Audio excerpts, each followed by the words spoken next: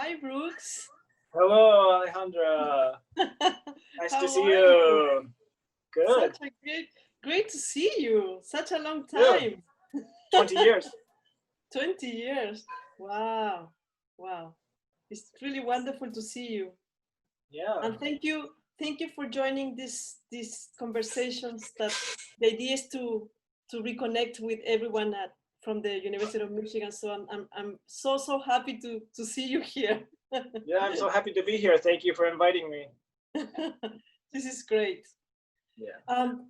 Brooks, I was few days ago, I was trying to remember when was the last time we saw each other. And guess what? Do you remember? What? The Beethoven? Beethoven, triple Yes. concerto. Of course I remember. Yeah, with That was Thomas so fun. Gregory, right? And Steve Wong? Steve Huang. Yep. In Peoria. Peoria, yep. Yeah. It was fun. Wow. Good time. Great fun. Great fun. um, it's so beautiful for me to recall all these memories and to go back to my times at the University of Michigan. Really, such a great times for me personally, no? And of Oh course, yeah, me too. Yeah.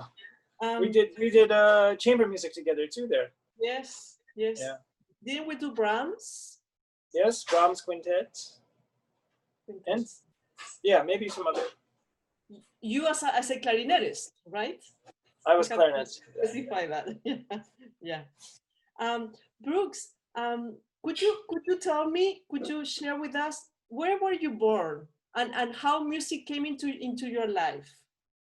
I was born in Pocatello, Idaho. Huh. Have you heard of that? Pocatello. Have you heard of Idaho? Yes. Idaho, yes? Yeah. Yes. This is where I was born, and I lived there until I was 5. 5 or 6, 5. And then I moved to Connecticut, where I grew up. Went to Interlochen, and then University of Michigan. Yeah. My mother was a pianist, so she started me out on music. And I remember also you have a sister who is a musician too, Heather, right? Heather, yes, you. Were you together with Heather at Michigan? Yeah, she was in Michigan too. Yeah. Yeah. Also a clarinetist, right? That's right. Yeah. She lives in Chicago now. Yeah. So Brooks, you say your mother was a musician, right? Yeah, she still is. So that's how music came into your life? Yes, it is. Yeah, she's a great, very big music lover, and she was always playing music in the house and always having us play piano. Or I also played violin. Oh. When I was young. Yeah. I wasn't very good. Yeah. So and your father? He was not a musician. No. He had his own business. Yeah. He still has his own business. Great. So your mother was the musician at home. Yeah. And so you started music lessons were in Connecticut? My mother taught me piano, so I don't remember so well, but I played in Idaho too, I think. She started me out right away. And then I started violin lessons in Idaho. And then I continued in Connecticut, yeah. Yeah, so you were very young. Yes. Yeah. Amazing. I was remembering that when we were in Michigan, I remember you going to school very, very early, because I was also an early bird. And while I was going into the school, you were already practicing. I remember piano. Yeah. Oh. I'm actually not an early bird. No. But the reason why I was there early in the morning is because I had a job. The all of the piano rooms had keys, locks and keys. Right. And somebody was supposed to be in the key room, giving out the keys to the people. And that was the time I got in the morning. And I wasn't always in the key room where I was supposed to be. Sometimes practicing in the piano room. So that's what that was. So could you, probably someone might be confused why we talk about piano and why we talk about clarinet. What was your major at the University of Michigan? I was a double major. You did both? Double major, yes. Yeah. So you studied piano with? Antonell. Antonell, yeah. And clarinet? With Fred Ormond. Fred Ormond. Yeah. I remember them so well. Yeah. Yeah. Great teachers. Both, yeah. How was it? I mean, I'm sure it was really intense to be playing both instruments, and you both were doing a double a master's, right? I did a master's not at Michigan. I did a double master's in Chicago, DePaul. So you at Michigan you were doing your bachelor's? Yes. Oh, wow. Okay. I didn't grasp that. Yeah. You were young, I remember. I was young, yeah. I still am young. We are still young. Oh, you look very young still. Yeah, you too. But you know, something really beautiful about the University of Michigan, and of course this conversation is leading us into that, is that we get to really to share with so many people, no? And like we said, you really had to. I was doing my master's and my DMA at Michigan, but that didn't mean that we couldn't relate to each other, even if when we were not taking the same classes. Yeah. That's true. Yeah. So it was a very open-minded environment. It was. It was a great community. Yeah. We hung out a lot outside of school too. I remember. Yeah, that too. Yeah, which was really fun too. It was fun. Yeah. I was trying to remember also. Didn't we do any? We didn't play violin and piano, no? I don't think so. No? I was trying to remember that. We may have done something with Katri. With Katri, yeah. Trio. I think we did the Opus 11 trio. And we played that for Antonell. Is that right? Maybe. Yeah, maybe. Yeah, I think so. I remember this. Yeah. Yeah. This is great. And Brooks, why did you choose University of Michigan? I went to Interlochen for high school, and my clarinet teacher there was Richard Hawkins, and he was a very big influence on me, and well, he recommended me to go there. Yeah, three of us went together. Sean McLaughlin and Hillary Scopp, and I mean, do you remember them? Sean, I remember Sean. Yeah. We all went there together. So, and he also strongly recommended my piano teacher there, Antonell. Yeah, he's fabulous. Yeah. He's in Texas now, right? Texas, yep. Denton, yeah. And does Fred Ormond still teaches there or not? No, he retired a number of years ago, yeah. I just saw him 1 year ago. It's been a year already, huh? At a festival in Portland. Yeah, there was a festival in Portland, and he was invited to give lectures and things like that. So I got to see him there, and we had a great time. Talked with him a lot. Okay. He was very intense in college back in the day, but he relaxed a lot more, and we had some nice conversations. I don't think I ever had a lesson with him, but I do remember him being very serious. You know? Yeah. because you had two studios, right? Deborah Hodaki and Fred Ormond. Yeah. That's right. Yeah. Yeah. Yeah. Yeah.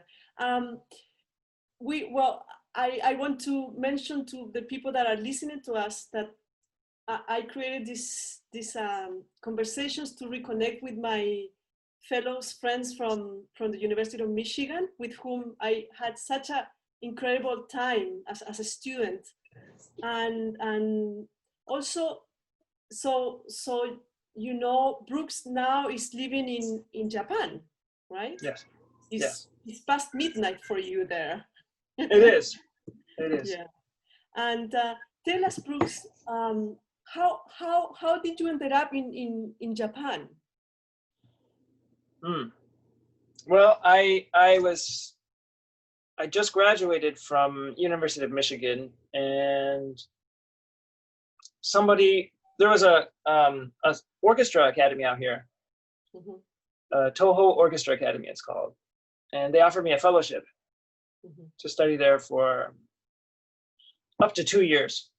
And well, I went there for 1 semester, and I took a semester off. I took the first semester off of my master's. So I started my master's in January instead of in September. And then I did my master's, and then I was done. And I'm like, oh, what do I do now? I have no job. I didn't want to do a DMA. You did, I know, but it seemed like too much work for me. I can't do that, all the studying. So I contacted Toho again. I said, can I go back?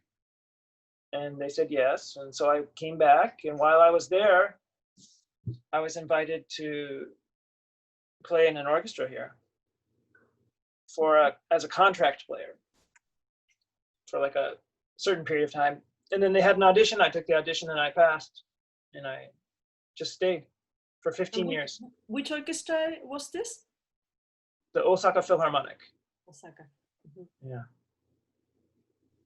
So you were with the orchestra for how many years? How long was I in the orchestra? Yeah. Is that what you asked? Yes. Less than 15, 14 and a little more than 14 years, 15, almost 15 years. And now you're teaching there. And now I teach in a different city. My house is still in Osaka, so I travel to another city. It's called Nagoya. Nagoya. And I travel there to teach 3 days a week. And how does it changes in terms of your musical experience? Do you miss playing in orchestra? Or what was the reason that you decided, okay, 14 years in the Osaka Philharmonic is enough. Now it's time to do something different?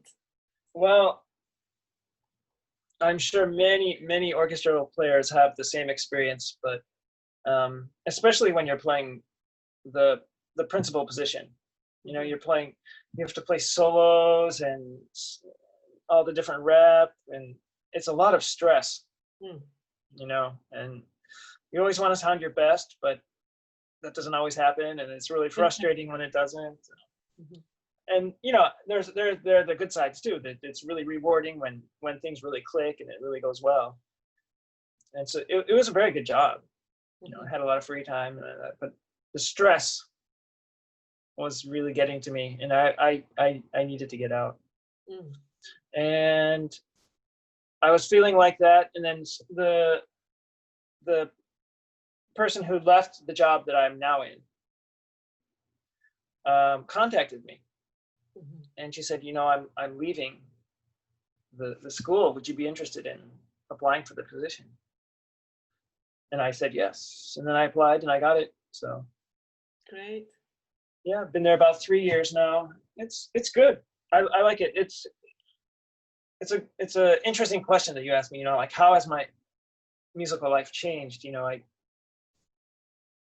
you know, even when I was in the orchestra, I did a lot of chamber music and some solo, but now it's switched to a lot more solo and less chamber music and less orchestral playing.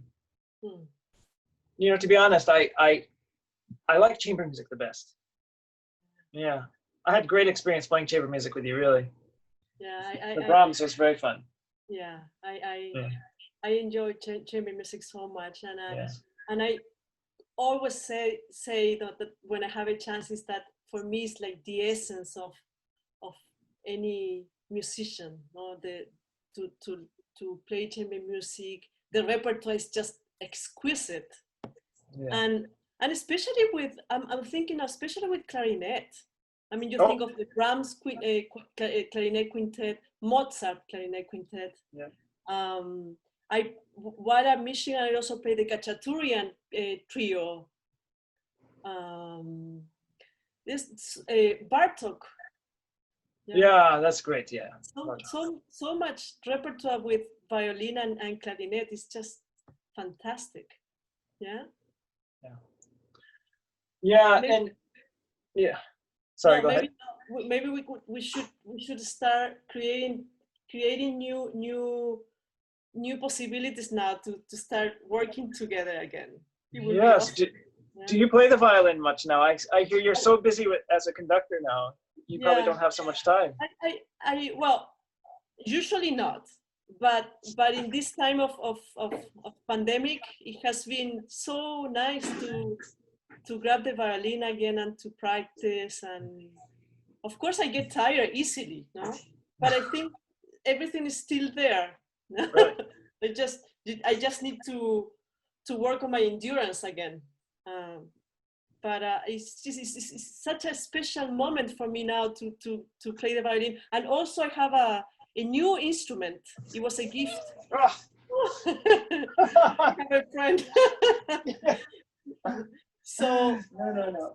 So for me, it has been very, very special to have time for playing the violin now. It's just yeah. Maybe we can do chamber music again. Yeah. Trio. Yeah. Well, I of course because you were one of the persons who helped us for the festival. I have a festival here in Chile called Portillo International Music Festival. And the focus is chamber music. We have string quartets and woodwind quintets. Fantastic. And also with the idea that we're talking about, to really have 10 days to concentrate on chamber music, on the amazing repertoire. And I have wonderful teachers that come. Last summer we had the American String Quartet, and with 4 wonderful teachers from South America, woodwind players. So it's really, for me, it is a way of reconnecting with the violin and with my times at Michigan that I felt were so special, especially in terms of chamber music. Yeah. Like we said before. Yeah. Brooks, speaking about chamber music and about orchestra music and about playing solo, could you share with me what do you feel are like the essentials for performing this, for performing in general, like in terms of what are the things that you think about, for example, when or what you thought about when you were playing in orchestra, for example, in order to connect with your colleagues and well, it's for clarinet, and I'm sure violin is maybe even more so, but I really have to change my approach, change the way I play the instrument. I even changed my setup, my reeds and everything, when I'm playing an orchestra or if I'm doing chamber music or solo.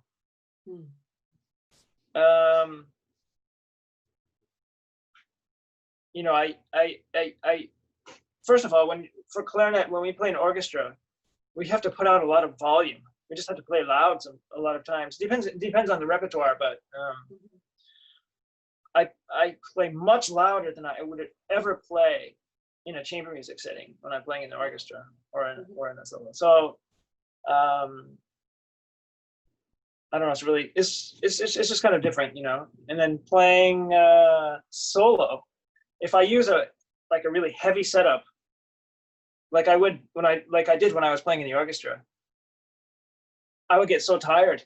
I can't play a whole recital with the same setup that I used for playing in orchestra. So it's an interesting question. And since after quitting the orchestra, I've changed my playing a lot, and I've changed my setup, and everything's just geared more towards solo playing now. And I kind of like it better, actually. Yeah. I think I'm more of a chamber musician, or more of a better soloist than I ever was an orchestral musician. It was always very difficult to make everything work with everybody, you know, the intonation, the timing, and the balance, the volume balance was very, very difficult. Yeah. I find it very fascinating and intricate, especially all the issue with intonation with woodwinds sections. Yeah.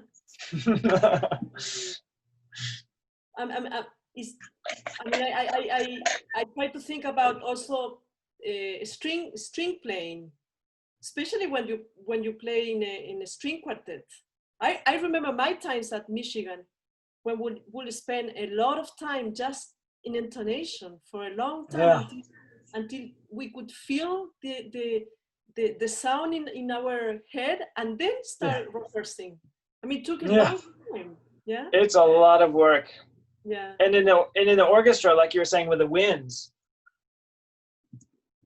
you can hear it, you know, okay, I'm sharper than this person is flat, this person's a little sharp. Which way do you move? You know, everybody has a little bit different intonation. You know, how do you make that in tune? And how always a thing to follow. Yeah, you can't always follow the bass, you know. If you're just playing a chord, yes, but if somebody's playing a melody, you can't be changing the melody to, you know, to adjust to the bass every time. It will sound funny, you know. There's no rule. Like when you're playing music, I you know, some people say always do this, but I don't believe any of that. I think you have to have flexibility. It's different each time. You always have to be, you know, able to adjust. And Brooks, when you play in the orchestra, I would imagine that most of the musicians were Japanese, right? In my orchestra, yes, most of them are. So, which it probably comes from a different way of playing too, no? Or not necessarily? It's different. In a lot of, actually, I did my master's in Chicago, and a lot of the wind players in the orchestra that I played in studied in Chicago. So we sort of had a similar background, but it is very different here. One of the things is the wind band here has very high status. It's a lot of people take it very seriously. I mean, especially the younger students. The level of the bands here is extremely high. It's much different than what I experienced in America. At the collegiate level and beyond, it's maybe different, but the high schools and the middle schools, they practice like every day for like, you know, 6 hours just working on ensemble skills. Wow. They practice with a metronome all the time, so they can play like a machine. And then when they play runs, it's always like, they always have their tuners on. Cat, you can't come here now. Cat. So it's really different. I mean, they play with an amazing precision. That it's really different than European playing, I think. And that's both a good thing and a bad thing, I think. You know, they worry so much about this that it's kind of end up playing like this the whole time, you know. So yeah, that was different. Hmm. Yeah. Yeah, I was curious because in for string players, I don't know, me studying with Paul Cantor and having this way of playing, especially with the bow, the bow arm. There's something there that you only it's not easy to say, but you can only see if it is there if you studied that. If that concept is there, it's like okay, So I was curious if that happens also with winds, like specific way of playing that in strings has to do with the bow. I'm sure for you might be the air, how you use the air, who knows? But Yeah. They're certainly different. There are different styles of playing. Yeah. Mm-hmm. Yeah. Wonderful. And how many students do you have at the university? At my main university, I have now 11. I have 10. No. Yeah, 11. I have 9 undergraduates and 2 graduate students. Uh-huh. That's great. Yeah. That's really, really great. And I'm assuming that you also get to perform recitals with piano or. Yeah. Good. And Brooks, tell me how has it been during this time of pandemic? How is Japan dealing with all of this in terms of music? I think that Japan has been very fortunate that we haven't had the same number of cases that like America or a lot of Europe has had. I don't know how about Chile is. How is it there? Chile's not so good. Not so good. Yeah. There's a lot. In relationship with the numbers of inhabitants that we have in our country, right? Yeah. So Japan has been pretty fortunate that there hasn't been that many. Mm-hmm. So we've pretty much been able to maintain a semi-normal experience. Obviously, the orchestras have cut back on their concerts a lot. I just went to a concert last week of my old orchestra to hear them play, and on the stage it looked pretty normal actually. Mm-hmm. It wasn't like they weren't taking huge amounts of space between each player and everything. They did Tchaikovsky symphonies, 2 Tchaikovsky symphonies, number 2 and number 5, mm-hmm. which are big pieces. They're not for chamber orchestra. And the audience, they cut it. I think it was probably exactly in half. They left 1 empty seat in between each person, and also there was nobody directly in front of me. It was kind of diagonal like this, so it was staggered.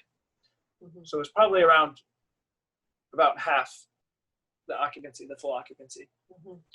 But it was good. It was good to hear the orchestra. For our teaching, we had a month off, and then we had a month of online lessons. And then after that, we started up regular lessons, but we used a screen in between us, like a panel. Okay. So you're actually teaching now? Yeah. Right now we're on summer break, but okay. Mm-hmm. I was teaching until the beginning of this month. Mm-hmm. Yeah. Interesting. It's winter there now. It's winter. But it's summer here. Yeah, it's winter here, and we are in the middle of all the activities that and nothing is happening, no? Can the orchestra rehearse? Your orchestra? No, we are only meeting by Zoom. So we have group meetings, and I meet with them individually for 15 minutes. So we work on the repertoire that I chose for these 2 next programs, and so we were just working on that. So it's so unusual, but it has been good too in a way, because I also get to know them better, like personally, and I listen to their playing, I suggest things. So it has been interesting in that way. Brooks, I want to tell you that some people are watching us here by Facebook, and guess what? Guillermo Prado just showed up. Oh, Guillermo. Hola, Guillermo. In Nicaragua. Nicaragua, yes. And many friends from Chile that are joining us this morning. So thank you. Gracias a todos por estar con nosotros esta mañana. I know I decided to make these conversations, of course, in English, but it's because the idea, again, of reconnect with all of you, or most of you, and it has been so beautiful for me to realize how everybody's doing, but also it's so beautiful what happens to me, that when I see you or when I see others to reconnect and to see how wonderful everybody's doing. So my dream eventually, Brooks, will be to meet all of us together and yeah, that would be great. That would be great. That would be great. Yeah. Maybe one day. Guillermo says hello. Oh, say hello. I really like. He used to let me. He had this what was it? Maybe Celica? I don't know. He had this white car that he let me borrow sometimes when we were in Michigan, and it was yeah. I was maybe. Well, he was probably the only one who had a car those days.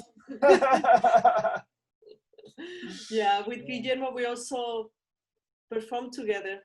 I think it was once too, actually. Oh, really? Great. But yeah, for some reason, it's interesting to me that I used to hang out, I always say this, with cellists, conductors, and clarinetists. Oh, thank you. Mika, remember Mika? Yeah, of course I remember Mika, yeah. Do you know where he is? No. Yeah, he's in Canada. In Canada. Playing in orchestra. Mm-hmm. Yeah, so such an amazing times all together. And didn't we connect? Did you ever play in the orchestra while I played in the orchestra at Michigan? No, you didn't play at orchestra at Michigan, right? No, in the university orchestra. Yeah, of course I played there. Yeah. And maybe I wasn't there by then. Maybe I was a DMA student. Because Dr. Student don't play in the orchestra. I don't remember, but I don't remember. Yeah. Yeah. You know, I ask you a question though, because yes, for wind players, you know, we can't play while we're wearing a mask. But for string players, you can wear a mask and separate and play. How come you can't have a rehearsal? Oh no, because Brooks, the virus came here in Chile probably like 3 months or 4 months later than in the rest of the world. So we're behind in the process about 3 months or 4 months. So we just got the peak of the virus probably a couple of weeks ago or 3 weeks ago. So we're still in that process. I would imagine if everything goes okay, that we could start meeting maybe in October, November. But we're still new with this. Yeah. Okay. Yeah. And hoping that during that time we can start playing together, of course, with all the necessary restrictions. Yeah. Although I have to say that it's very uncomfortable to have those face masks. Yeah, for sure. Yeah. And I'm not thinking even about playing with those, but just it's not easy to breathe. In my school, I have to conduct the freshmen. Yeah, just for a class, and I only did once, but I wore a mask. Mhm. It's very hard because you know, conducting, it's like it's exercise. Yeah. And Yeah. wearing this, it made me just so tired and hot. Yeah. It's very hard. Yeah. Brooks, I have a Yeah. now a more probably more profound question. Oh. What is music for you in your life? Or I'm just thinking, especially during this pandemic time, that we had time, at least for us, like we have been here for five months without going anywhere. Really? Yeah.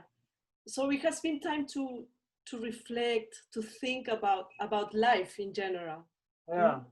How do you feel that this pandemic is affecting us as artists, as musicians? Yeah. You know, I have to tell you, I've been pretty busy throughout the whole what do you call it? Epidemic. Mm-hmm. So I mean I've had to play, teaching online lessons or doing like a video thing or something. I've had to play pretty frequently, but it's really interesting when I look at the students, because I know they've had a lot of free time, and some of the people, some of my students have really improved throughout this period. Like they've had time to practice, and they're probably bored. They have nothing else to do. I don't know. And some of them are really motivated, and they're doing like what we're doing now, different social media things, you know, and posting recordings and doing different things. And they're really normally they were improving at this rate. During this epidemic, they've kind of gone like this. There have been a few students that have really done that. And then I've seen some that have just kind of got depressed. They don't even, you know, there's no concert, so they can't focus on practicing. They have no goals, so they're kind of really doing this. And there's a big separation between the two groups. People who have really used this time as an opportunity and have really improved, and they've somehow been able to keep their excitement and their ambition.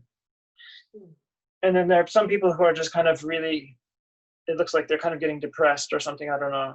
It's kind of sad to see that. It's amazing how different world react to this situation. Daniel Romain, remember Daniel, composer? Yeah. This is great. Katri, hi Brooks. Oh, Katri. Vivian Sunarvik, hi Brooks. Oh, Vivian. Yeah, it's very interesting what you say, because I guess during these times of times of crisis is when you realize how strong your mind is, no, in a way, like resilience. Yeah. And some of the students are very it's very natural for some of them, and for others not. No, and yeah. You know, Paul Cantor was in one of my classes as a guest a couple of weeks ago. Oh. And you know, I asked him to share with the orchestra, you know, out of curiosity. Paul, so how many hours do you feel that a student should practice, especially this time? And he didn't answer the question, but he said it's so different for everyone.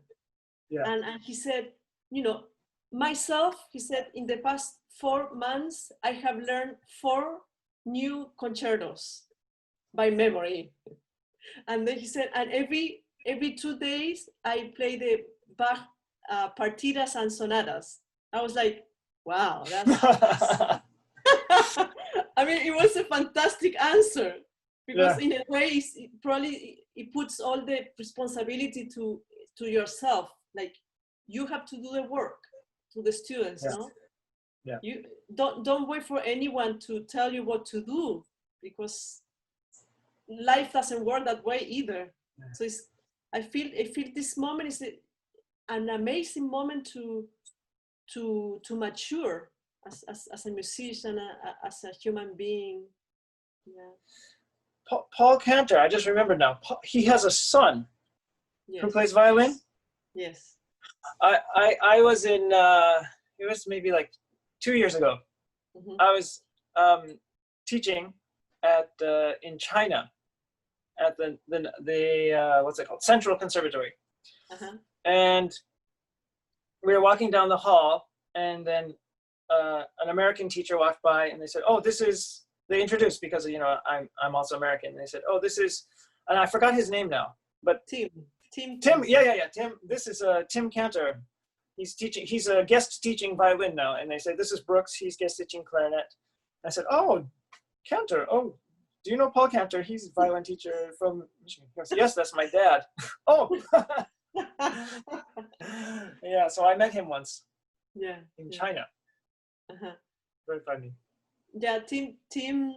When I was at Michigan, he was young. He was maybe 12 years old, 13 years old, and I think he wasn't very sure if he was going to be a violinist at that time. Yeah. But it was so nice to see him now. Yeah. As a violinist, and I think he has a really great studio in a university. Yeah. Which university is he at now? I'm trying to remember. I don't recall. Yeah, I don't remember either. I think he told me, but I don't remember. Yeah. Very nice guy. Yeah, very nice. And I think actually he used to have a string quartet. And his wife is a violinist too. It's a small world for everyone. Brooks, again, I want to say thank you to everyone that is connecting with us this morning. It's such a different energy for all the guests, and you are the first clarinetist here, Brooks. Oh. Thank you. I think in 3 more sessions, I will speak with Tim McAllister, the saxophonist. Oh, yeah. So he's a professor now at Michigan, no? Yeah. Yes. Yeah. Actually, there are many friends from our generation that are at Ann Arbor, at Michigan. Katri is teaching in the residential college at Michigan. Great. And Aaron Dworkin was the dean of the School of Music for a while. So I didn't know that. Wow. It's really wonderful to see everyone like with their own specialties. Yeah. Brooks, do you work with composers? Do you do any work with contemporary music? Yeah, I just recorded something for. It's not published yet. It's supposed to publish next month, so I don't know if I'm supposed to say or not. Well, it's some Italian publishing company. There's 24 clarinet players from around the world. This composer wrote these like etudes, study pieces for, and we all made a recording, and it's going to be a package as part of the music, to be able to have the recordings of the 24 clarinet players and the music. Just did that like last week. And then it's funny, but I just got this morning. A composer from Mexico City sent me all these clarinet pieces and asked me if I would be interested to perform some of these. And they look very interesting, so maybe I will. Yeah. That's great. Yeah, because Michigan also has a wonderful department of composition. Brave New Works. Well, Brave New Works also, but so yeah. I think one way or another we will all end up playing pieces of new composers, and I think it's such an amazing opportunity too. I remember with the Rosil String Quartet, which was the quartet that I used to play with. we had to play one piece each semester of either a student composer or teacher composer. So it was really, I think it's fabulous. And I was asking this question also because I was thinking about the students that with the orchestra that I work, they are all young musicians, and I always feel that it's so important to make sure that before they leave the time with me, that they are exposed to contemporary music, because it's a language that you just have to do it. You know, you learn it by doing it. I feel. Mm-hmm. Do you do that also with your students to make them play contemporary music? I'm starting to do that. Uh-huh. And I mean, for clarinet, for clarinet here especially, many students, most all students that are ambitious, they enter in competitions. Mm-hmm. And most all the competitions, you know, they have maybe 3 rounds, and one of the rounds is generally unaccompanied contemporary work that you have to play. So generally all of the students who are ambitious, they do study these without their teacher having to tell them to, right, that they have to do it. Mm-hmm. But many often they start entering these competitions at the later years, you know, like maybe their last year or their junior year of university. Mm-hmm. But I've been thinking that it may be more beneficial for them to start earlier, because I think it helps.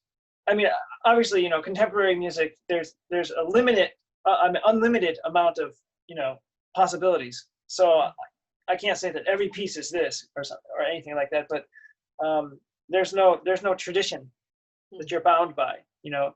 Like if you're playing Mozart, you have to play it in a certain way. Yeah. You can't play it jazzy, or, you know, you have to play it like the Mozart style. But I think a lot of the contemporary music, you have more freedom of expression, and because there's no tradition that you have to follow, and it's not like this, and you can just be more direct. So it helps also just people to learn how to express their. And Brooks, do you consider yourself and this would be a funny question, but like a flexible teacher or more into like traditional? I'm asking this because when I went to University of Michigan, something that I really loved about studying with Paul Cantor, that he would ask me, okay, what are we working this semester? You know, he would ask me. The tradition from my background was like, okay, you have to do this. So when I got to Paul Cantor, it was fabulous, because the first thing he would ask me, okay, do you have concerts this semester? Do you have any pieces that you need to learn because you are performing here or here? And then he would ask me, okay, what do you want to play? No, so how is it there at the university? Do you have to follow a system, or you can break it depending on the needs of the student? Yeah, there's no system. Wonderful. Yeah, each student plays very different pieces. Yeah. It's so great. No, it's just because every student is so different, and no one better than the teacher knows what the student needs. No. Yeah. So it's wonderful. I'm glad that this is the case.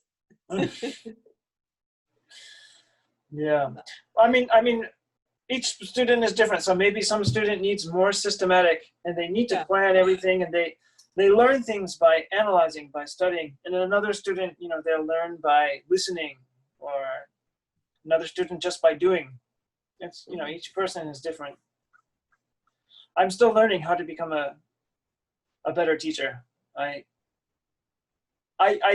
every once in a while I think, okay, this is how I have to do it. Now I understand. And then something happens and it changes. Oh no, that's wrong. I keep changing myself. So yeah. But I think it's so beautiful to teach. Personally, I just learned so much from it. Yeah. Because every student is so different, and you need to probably find a way to say maybe the same thing 50 different ways. Yeah. So they can go to their heads. Yeah. So it's fabulous. Katri mentions here that there are many faculty at Michigan now that were students when we were there. So it's really fantastic. And she mentions Aaron Dworkin, the one that I remember, Eric Santos, Evan Chambers, Mark Kirschenman. It's so amazing. And Andrew Bishop, Scott Piper. I didn't know he was there. Wow. So it's really, really great that people, I mean, that also speaks about University of Michigan. I have to say it. You know, very always anew, like, even if it is thinking about a university of an institution that, again, has to follow a system. I just love Michigan. It's so free and creative. No? Yeah, it is. Yeah. Which brings the creativity of their students. That's true. Well, Brooks, we have maybe 5 more minutes. And again, I want to say thank you to everyone who is joining us today, this morning with Brooks this time. And Brooks is an amazing clarinetist and pianist. Yeah. And I had the wonderful opportunity to share with him, not just musically, but also personally, and which I find at the end is the most beautiful thing, you know, to get to know. I mean, when we saw each other the first time today, it was like, oh, Brooks, well, your essence comes to my mind, and of course, remembering all the moments that we spent together. Yeah. So it was fun. So Brooks, I just want you to, well, of course, to say thank you for being here this morning, this night for you. And thank you. And let's make sure that we stay in touch. And I have some ideas in my head that I want to share with you that maybe we can do together soon. Yeah. Definitely. Yeah.